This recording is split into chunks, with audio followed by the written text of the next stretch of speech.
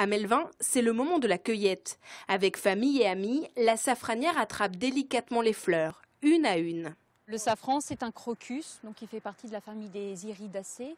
Voilà, c'est une petite fleur toute simple qu'on cueille facilement, comme une pâquerette. Depuis 3 ans, cette horticultrice s'est lancée dans la production de safran. La récolte de l'or rouge dure seulement 2 mois dans l'année.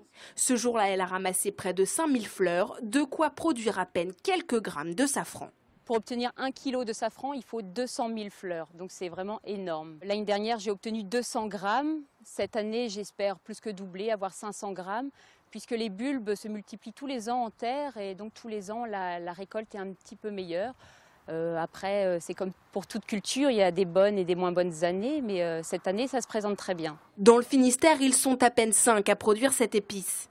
Cette fleur originaire d'Iran s'est très bien habituée au climat breton. Le bulbe est rustique, il demande des températures assez élevées en été, un peu plus fraîches en hiver. C'est comme pour le vin, finalement, le terroir joue beaucoup aussi et le safran breton est particulier. Il a un arôme raffiné, il est à la fois fin et puissant en bouche. Après la cueillette, direction la seconde étape chez Anne-Sophie, l'émondage, toujours à la main. Cette opération consiste à extraire le pistil de la fleur. Donc je coupe délicatement seulement la partie rouge du pistil. La partie jaune et blanche, elle n'est pas noble et elle n'a aucune vertu, donc on ne la garde pas.